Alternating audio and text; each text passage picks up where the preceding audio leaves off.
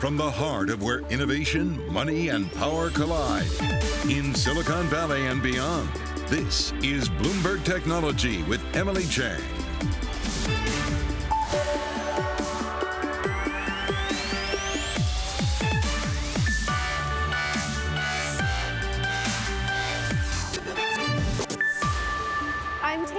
In New York, in for Emily Chang, and this is Bloomberg Technology. Coming up in the next hour, Tesla CEO Elon Musk planning to shed 10% of staff as corporate America turns up the volume on all of these economic warnings. We have the story.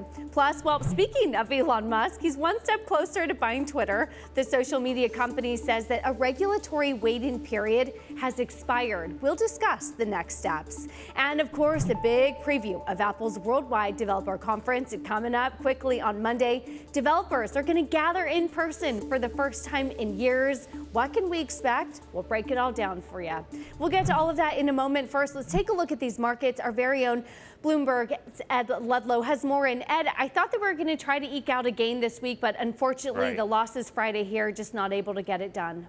You know, for a short week here in America, 4-day week, that was brutal, and a lot of red in the screen to end. I hate ending Fridays on a negative tone, but you look at the NASDAQ 100 down 2.7%. The rationale, it's kind of good to go back to basics, right, Taylor? The rationale is we've got strong hiring data for the month of May. It reaffirms this hawkish stance of the Fed. They will fight inflation with whatever it takes. Rate hikes are coming perhaps harder and faster than we thought, and that weighs on higher multiple tech stocks. You see that throughout the markets, throughout this board, but also interesting to keep tab on yields. The US 10-year kind of creeping back towards 3%. Two corporate stories of the day: Twitter, Tesla. What do they have in common? Elon Musk. What did I get woken up by this morning? Elon Musk. Twitter up 0.6%. A regulatory filing saying that they've passed this 30-day regulatory window where each party was supposed to notify regulators about the deal. We'll talk about that later in the show. Tesla down 9%. According to sources, Elon Musk sent a memo to employees saying that 10% of salaried staff would face job cuts. That's jobs outside of manufacturing. But you see what the reaction is in the stock. The concern here is what's gone wrong. What is Elon Musk not telling us about what he sees in the world economy? All told, this is where we end the week. And it was a short 4-day week. We didn't have conviction in either direction on some trading days, but ultimately the NASDAQ 100 down 1% for the week, back to this weekly declines that we've seen throughout the course of 2022 so far. Interesting, though, that we end Friday back on that narrative around the Fed and rates, and now we're bringing into the conversation more talk about recession fears. We see some revisions to guidance, and I'm bracing for a pretty busy next week. Oh, Ed, you look exasperated. Stick with us, Ed. It's a Friday. We'll be back with you soon. Really appreciate it. Our very own Ed Ludlow. One of these days, I'll get him a poem or something to keep him on his toes.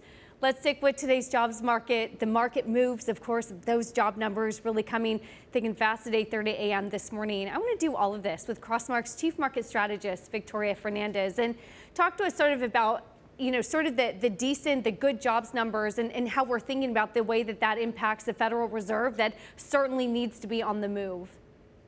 Yeah, Taylor, I think we had some conflicting stories this morning coming out of the jobs report. Obviously, it was a little bit bigger than expected. And so therefore, people were concerned that the Fed is going to continue to raise rates, maybe even faster than what they've telegraphed so far. They've telegraphed 50 basis point moves at the next 2 meetings. September, they're saying, is open. Perhaps the jobs report today makes a 50 basis point move in September more likely. But I think we also have to look at the average hourly earnings. That stayed flat versus last month. And this is where we're really going to see, the inflation component dig in, that sticky component of inflation coming from wages. And we didn't see the gain there that many people thought. And we saw the participation rate go higher, which again, could help bring wage inflation down a little bit. So a little bit of a mixed story, but I do think the Fed is going to continue to go full force at this point, and that's why we saw the markets react the way they did today. And is that why tech continues to be the big underperformer, just struggling to be outperforming in a yields rising kind of environment?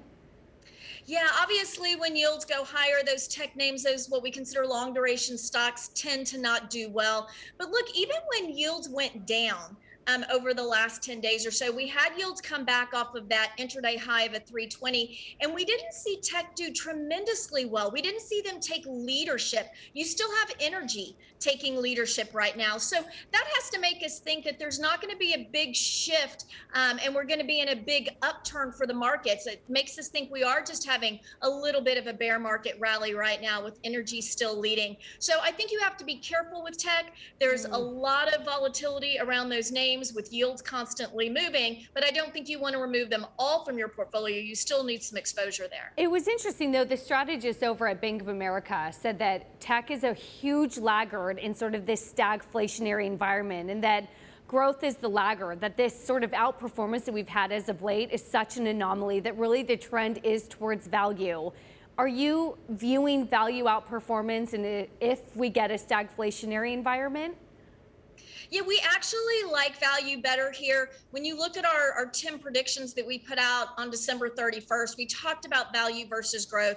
And what we've seen since the beginning of the year is that roughly about half of the outperformance from value over growth has kind of dissipated, but yet it's still performing better. So we have a balanced portfolio. We've trimmed a little bit of our value names, but we're still overweight that.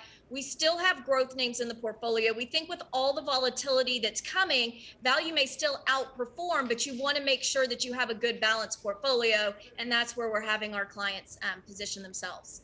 Victoria, is interesting. We were speaking with Rick Reeder over at BlackRock earlier this morning, talking a little bit about the Federal Reserve and, dare we say, sort of a Goldilocks-ish environment. Take a listen to what he had to say. This will do nothing to deter the Fed from where they're going. But I think it's a big report because I think we're now going to make the turn. I think the next 3 or 4 months, you're going to see these numbers decline. I could see a negative print over the next 3 or 4 months. And that's the thing that I'm keyed into. And I think that's what markets will react to and try to interpret how deep the Fed's going to go. Is that sort of peak jobs what we just got? Yeah, I listened to that interview this morning, and it was interesting that he's expecting negative numbers to come out. And I'm really kind of along those lines. I do think that we're going to see the labor market really start to come down. And look, the Fed has told us they are willing to sacrifice some of the strength in the labor market in order to bring inflation down. So I think we have to expect that that is actually going to happen. We talk about peak inflation, peak yields. I think we have to also speak about peak labor market and how we're going to see some of those smaller companies, that's where they've been hurting the worst on some of the labor cost issues. If they start laying people off in those lower paying jobs, that's definitely going to affect the labor market reports coming in the next few months. Finally here, what's the biggest question you're getting from clients at this moment? It's interesting. We just hosted a Q&A with clients this week where they could just call in and ask questions to our CIO, Bob Dahl, and myself. The biggest question we got was about recession and inflation. And so we're telling people we don't expect a recession this year. Household balance sheets are strong. Corporate balance sheets continue to do well. Are we going to see growth slow down a little bit? Yes, but we're not at the level with the labor market, with earnings. We're not at the level yet that we think we're going to go into recession. We're looking, if that happens, maybe second half of next year, but we still think the economy will hold pretty strong here for the rest of 2022. Really appreciate it. Crossmark's Chief Market Strategist, Victoria Fernandez, happy Friday. And that sort of leaves us off at a really good note when we think about recession. Is that the biggest question that clients are asking? Is that the biggest question that corporate CEOs, like Tesla's CEO Elon Musk, is asking? He now actually comes out today saying that he's aiming to cut around 10% of salaried staff from the company, saying that he, quote, has a super bad feeling about the economy. Dan Levy, of course, over at Credit Suisse, joining us now. How are you thinking about if this is sort of an idiosyncratic Tesla issue, or are you a little bit worried this is a broader EV, broader economic issue? Thank you for having me, Taylor. We were surprised by the headline simply because Tesla is in uber growth mode. We know there is a lot of capacity that's coming online. They need support staff to support that growth. So the headlines came as a bit of a surprise to us. Yes, we're getting more questions from investors on the risk of recession, but the main thing that I would just point out is that Tesla and the auto industry broadly right now the primary issue is actually not demand at the moment, but it's really supply. This is a supply-constrained industry. Anything that's produced will be sold. When you look at U.S. auto sales, 12.8 million SAAR in May, much lower than the typical 17 million SAAR that you would get. That's because you have inventory at all-time lows. So the largest problem right now is supply. And in the case of Tesla, they need staff to support supply, increasing that supply and unlocking that volume. Is this why maybe you, well, I don't want to say you sound confused, but some of your counterparts, Morgan Stanley's Adam Jonas, the CFRA analyst, saying that this sort of goes against what they were thinking when you talk about ramping up production, of increasing that supply, needing the staff that you can in the factories because the demand is there. Are you, could I say that maybe there's some confusion there as well? I think confusion is the right way to look at it. It is a little bit of a surprise for a company that is in uber growth mode, and that I think it probably has a very long-term view. They have, something like 18 or 19 billion dollars of cash on the balance sheet, so they're well insulated. It is a little bit of a surprise. Now, I think to give credit to Tesla, or maybe to understand partially what's happening, this is a company that even with all of the padding that they have on the balance sheet, they are very cost focused. We actually just had a field trip to the Fremont factory last week, and you still see this is a very cost focused company, even with all of the improvements in margin. So I don't know if it's something along those lines, but yes, for a company that has a lot of growth ahead, that needs to increase the volume and needs to increase the support staff to support that volume, it was a slightly surprising headline. Dan, from the fundamental analyst perspective, how do you take news like this? You're trying to forecast a bottom-up look at an income statement and balance sheet. So I guess you could view this as conserving cash, and you think about it that way. But do the headlines make it a little bit more difficult when you're thinking about a company and basic supply and demand, and then maybe some of the distractions of headlines like these? It does create a little bit of noise, but I think we still stick with a fundamental approach. We take a top-down view and we marry that with a bottom-up view. So we're looking at the market as a whole, the outlook for EVs, and at the same time, the demand for Tesla. So if we look at our model, we have 7 million units and ramping up over time to 7 million units. So are there going to be periods of economic choppiness? Yes. Maybe are some idiosyncratic moments like with Tesla before, but I think at the end of the day, we're still taking a very fundamental view, and that's really dictating the way that we're looking at the company. Really appreciate it. Your time and the fundamental analysis. Dan Levy, of course, over at Credit Suisse. Really, really appreciate your perspective there. Coming up, stay with us. More sell side, more smartness. Michael Pachter, Wedbush Securities Managing Director of Equity Research, joining us next on, well, some fundamental news, maybe not. The Amazon stock split, 20 for 1. What it means for investors. I hear there may not be a change in company valuation, but we'll discuss it all. That's next. This is Bloomberg.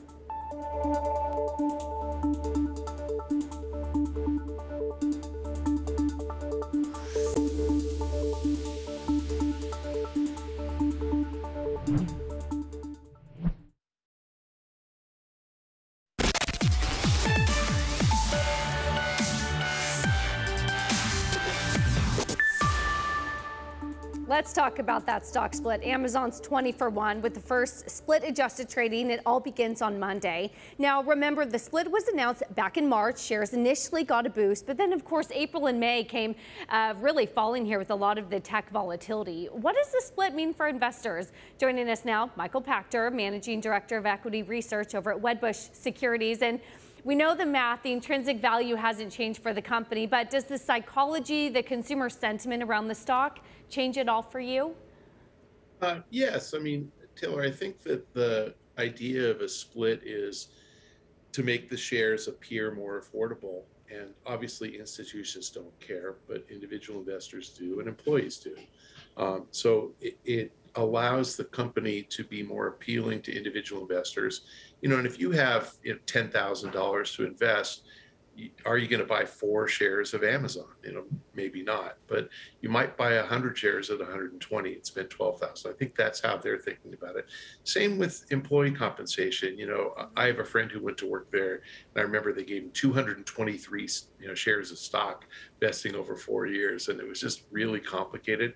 They can push comp down now, stock-based comp down to even fulfillment center workers and truck drivers if they choose to. Because now they can give out stock in increments of, say $120 instead of $2,400. So it really provides a lot more flexibility for investors who are individuals who want to buy 1 share, and for employees who they want to compensate and keep motivated so they can give them 1 share. So I think the stock will probably go up on this. More importantly, though, this shows that management actually cares. And I think they have a reputation, a very well-earned reputation for not caring about Wall Street. And this is a very investor-friendly thing to do. So I think it's a signal from Andy Jassy, who has been absent as far as investors are concerned, that maybe he does care about the share price, and we're going to see it start to go up. Very interesting. I am curious, when you're thinking about management, exit today, Michael, the Amazon CEO of the worldwide consumer, Dave Clark, resigns. Are you thinking about Andy Jassy coming in, shaking up other sort of C-suite areas, the impact that may have? If you had to pick one area of Amazon that was not doing poorly, it was that one. So I would say that, consumer has been great. Actually, they're great on everything they do on the revenue side. Where they're out of control is the expense side. And to be perfectly honest, I don't think it is Dave Clark's fault or anybody else's fault. I think it's Jeff Bezos and Andy Jassy's fault, because they have a bunch of skunk work projects that they're not going to tell us about, and they're investing a ton of money in things that may not pay off for 10 or 20 years. As an example, I think Amazon Fresh self-service stores is just a ridiculously stupid idea. We don't shop at Amazon so we can get in our car and drive to a store, and not having to deal with a clerk at checkout isn't the reason that I shop at Amazon. So I think these guys have a lot of spending cuts to make. I don't think Dave Clark was the guy to make those cuts. It's Andy Jassy. So he should be much more introspective and be more self-aware and start worrying about what he's doing as CEO. The bigger problem is that they're losing employees up and down the ranks because they don't pay enough, and they're being poached by competitors. So if they're going to get rid of somebody in the C-suite, get rid of the head of HR, because that person has not done a good job. Interesting. Okay, so we're getting into some of the idiosyncratic issues within Amazon, but Michael, I thought it was really interesting. One of your counterparts, Brent Thill over at Jefferies, I think I spoke with him last week, and he said that sentiment on broader tech has never been worse, that they're doing backflips at the Exxon shareholders meeting, and you go to these tech conferences and sentiment is horrible. Is a lot of this maybe sort of the broad sentiment around technology in general? Yeah, my largest personal holding is ExxonMobil, so I've been doing backflips as well. There's 2 types of tech. There's tech that's not profitable, and so when you're paying a revenue multiple for companies like Unity, and I love Unity, it's a genuinely great company, but they don't have profits. There is no bottom. I mean, who knows how to value that thing? Then there are tech companies like Microsoft, Apple, Amazon, Google, that are immensely profitable. And so it's really easy to kind of step in when you think they've gone down enough. And I think that where Jassy has control is he can say, I'm going to take earnings per share up $10 by slowing our spending on some of these projects that aren't going to pay off for 10 years. If he does that, I think the stock has the potential to go right back to where it was. So let's see what these tech leaders do, but the profitable companies should lead the rebound, and the big guys tend to be pretty profitable. Really appreciate it. All of your smart analysis. Michael Pachter, Managing Director of Equity Research over at Wedbush Securities. And just a note, I know that we were talking about the CEO, Andy Jassy there. Stay tuned on Wednesday, 2:30 p.m. Eastern at the BTech Summit. We will have a live interview, of course, with him there. So make sure to tune in for that. Lots of great interviews coming up at that BTech Summit. In the meantime, lots of great interviews coming up right here, right now. We are one step closer, of course, for Elon Musk overcoming those hurdles for a Twitter takeover. That conversation is next. This is Bloomberg.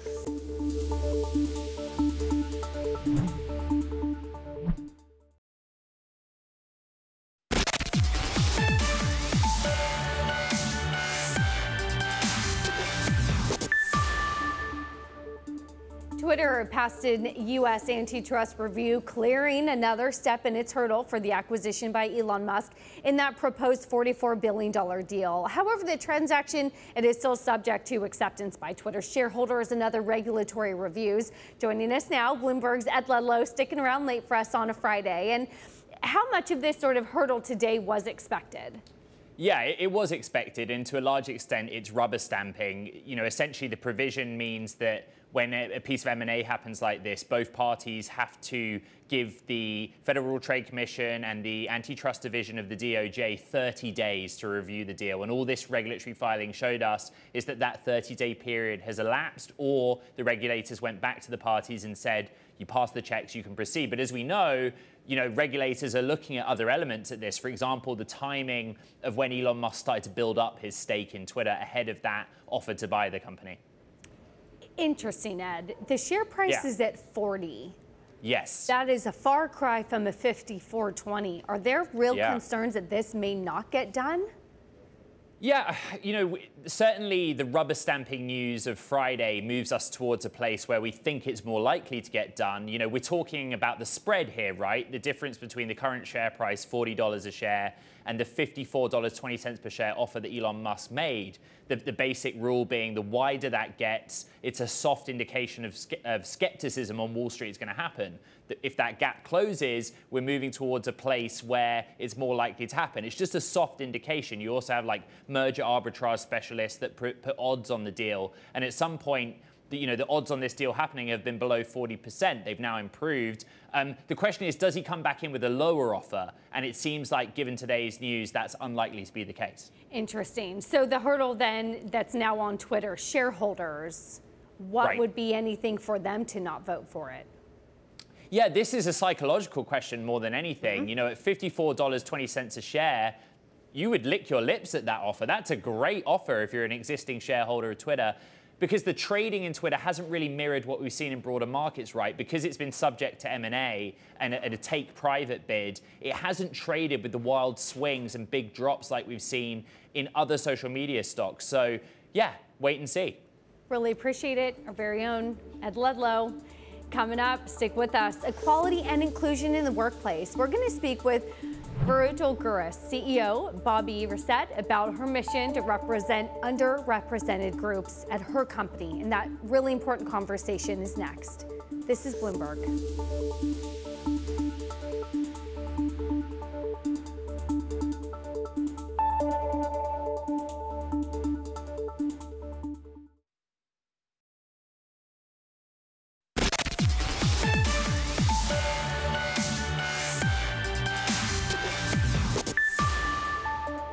This is Bloomberg Technology. I'm Taylor Riggs in New York, in for Emily Chang. And this week started the Pride Month, of course. Bloomberg Television focusing on a wide range of topics, highlighting what equality means for the economy, companies, and, well, investors. Virtual Gurus, it is a talent-as-a-service solution platform that matches its users with the perfect North American remote assistants and freelancers by using matchmaking algorithms. CEO Bobby Reset is on a mission to create employment opportunities for underrepresented individuals.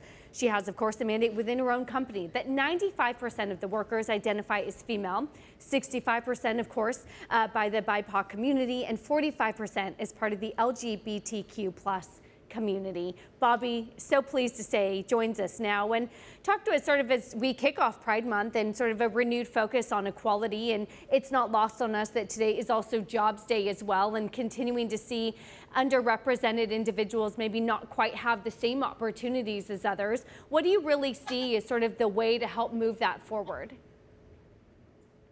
Hi, thank you so much.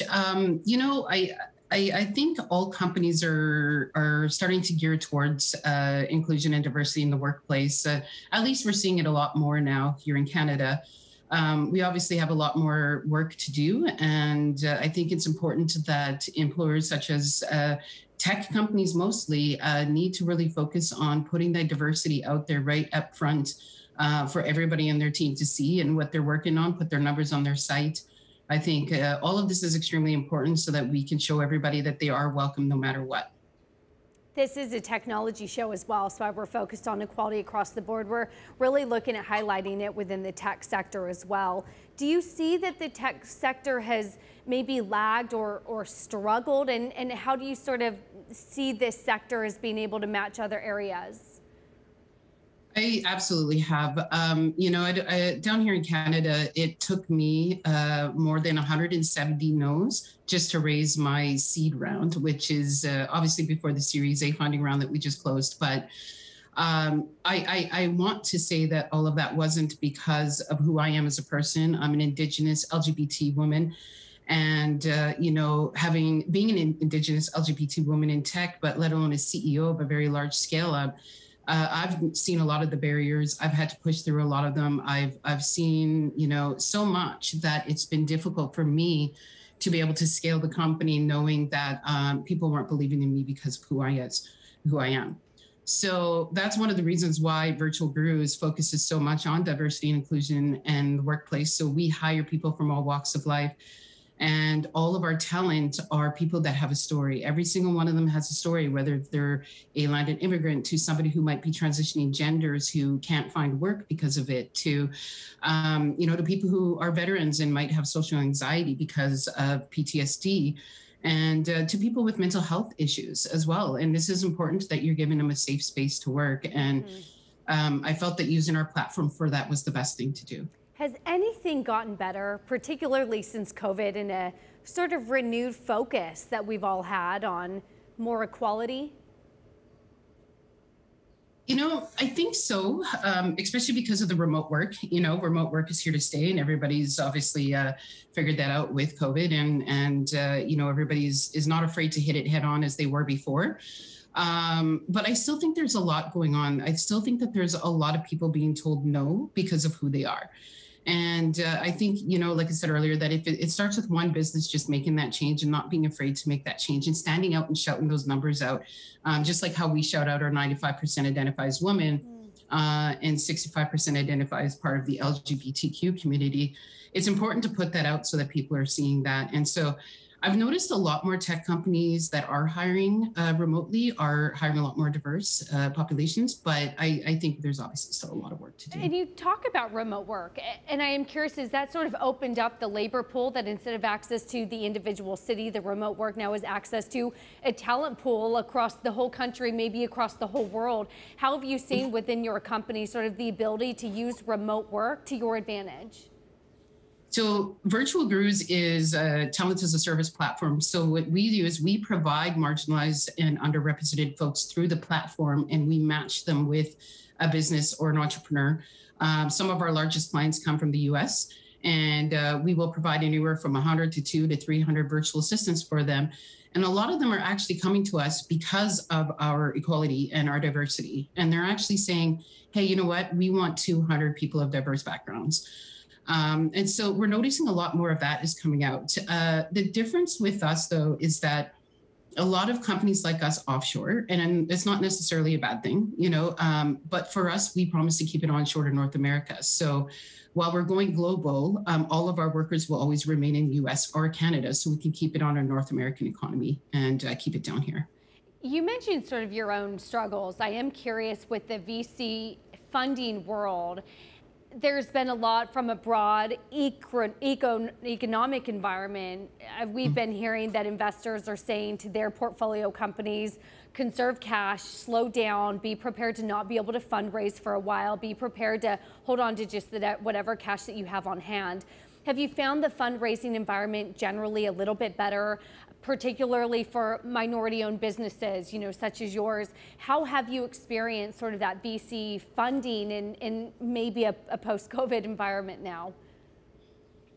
No, honestly, for us, it's been good. I just closed my Series A funding round about a month ago, and it only took me 6 months to open and close it directly full. So I actually had no problem. Now, the difference is I did gear away from VCs and kind of went more into impact VCs, because what we're creating is impact. We are, like I said, providing work to marginalized communities that a lot of people are not doing. So we were able to target the impact investors, which really made it a lot easier on us. That said, one of my investors just geared us up and said, we're almost heading in towards a recession, and the economy is changing, and it's changing fast, and the cost of living is changing, and we all know that. So as far as going into our Series B, we're probably going to get in there a little bit faster than later, because you obviously got to make sure you protect your run rate. So we're working hard on that, and we're probably looking to jump into it within the next 8 months as opposed to 12, 14 months like we were planning on. Well, we wish you the best of luck in that funding round, and really sort of important comments when we think about equality and, of course, sort of the fundraising environment in the midst of sort of a slowing macroeconomic environment as well. Really appreciate it. Thank you. Bobby Reset of Virtual Gurus. Really appreciate it. Coming up, of course, coming back to these markets, Bitcoin, the big rise, the big fall, it's now back down to below 30,000. This is after a few days of a little bit of a respite this week. We're going to have more on how it's impacting the crypto businesses. All of that next. This is Bloomberg.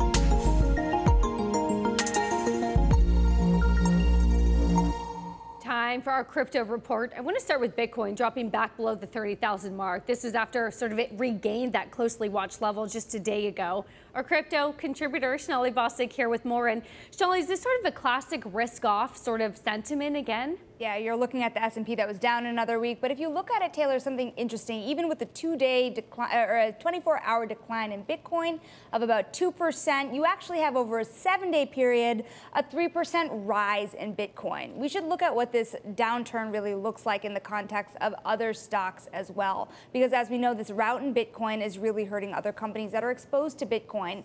One company that many investors and crypto employees are talking about is Coinbase, where there was a very steep sell-off today, and they are trading below where they were a week ago and getting much closer to that 50% drop over a 1-month period. Remember, Coinbase had said that they would be rescinding some offers as well as instituting a hiring freeze.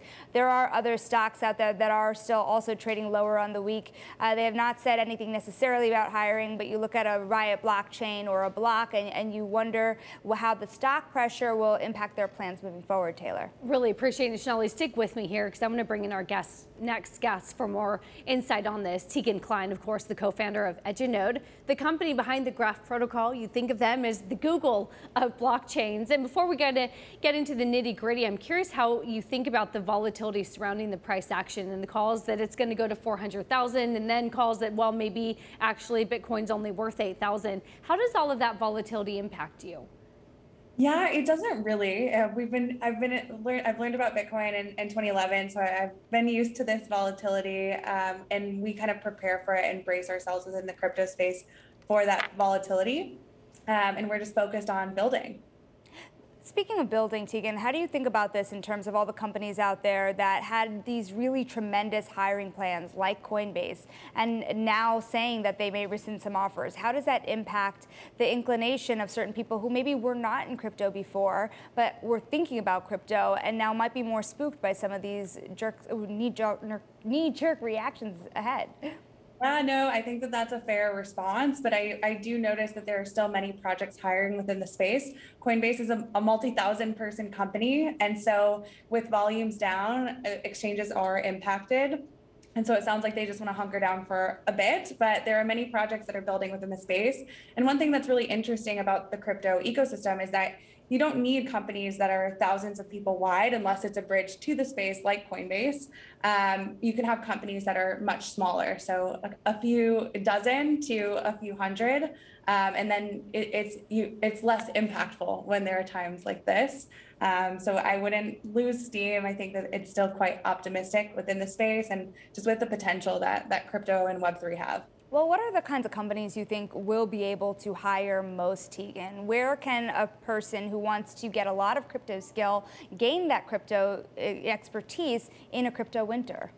Yeah, I mean, we're still hiring at Edge and Node, and we work on the Graph protocol. Many core developers within the Graph ecosystem are also hiring. And I think there are many protocols, like look at Arweave, look at Connext.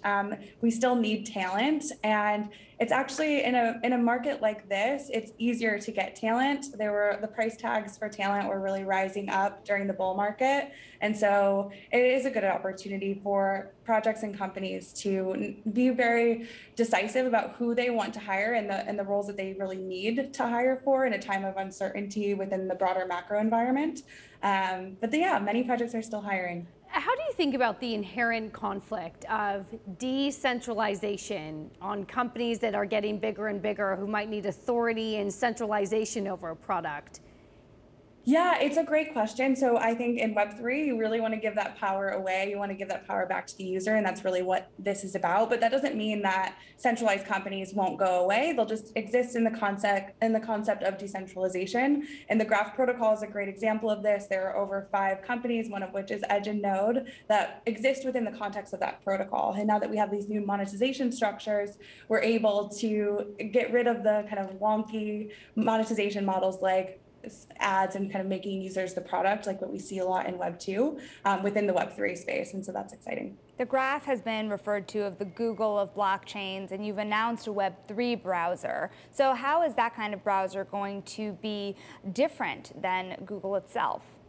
Yeah, so great question. So Geo is the browser that was announced yesterday, and it is a decentralized browser. It's the first browser of Web3, so very different than any browser that we're used to in the Web 2 space. And Web3 is really a new web. It's a verifiable web. And so you can think of like a Google Docs form where you can see all the change history. That's how Geo works. And so anyone can contribute to changes. However, there's reputation within Geo. And so the more you vote, the more, and you can earn more reputation over time, and you have more say. So it's really about giving the power, the control, the ownership, the decision-making all back to the user. And everyone's been asking, where's Web3? I can't find it. Well, now with Geo, you can. So what about the Web 2 companies that are getting more into Web 3 and starting to dip their toe into blockchain in a bigger way? Do you think that the traditional Web 2 companies, Meta, Google even, do you think that they can create a lot of competition in this space? I don't. I think that Google's doing very well selling ads. I think that they are doing a great job in that current space. I think once you, as a founder, once you take equity or once you start monetizing in one way, it's really difficult to reshape that monetization. You have a lot of stakeholders. And so I think they would need to kind of like spin out or enable this space in some way. And even with banks, right? Like banks aren't going away. You still want someone to call you if you have a margin trade out and you're about to get liquidated. And so there's still a lot of room for the traditional companies to exist within the space. It'll just be in a different context. You know, we talked about crypto winter in the vein of hiring, but what about crypto winter in terms of the types of projects that will be built? Do you think this is the opportunity for crypto to pivot? Are there going to be different types of projects than we saw in the last couple of years? Yeah, I mean, so all the pieces of the tech stack are there. We're still building, and I'm actually really excited about this cool off because so many founders and projects were being pulled in 90 different directions in the bull market. And now you see the projects that are really being used. And it kind of comes back to fundamentals as opposed to the marketing that went in during that bull market. And so you're pulled in less directions and you're able to just build. And I think the biggest piece to the puzzle is really time. And now with this market, we have that time. Really appreciate it. Tegan Klein, co-founder of Edge and Node, of course, and our very own Bloomberg, Sonali Bosick. Really appreciate both of you joining me here today. Coming up, after 2 years of being virtual, Apple's WWDC event, it is back. It kicks off Monday. We are going to be live in Apple Park, and we have sort of the latest on what to expect. That's next. This is Bloomberg.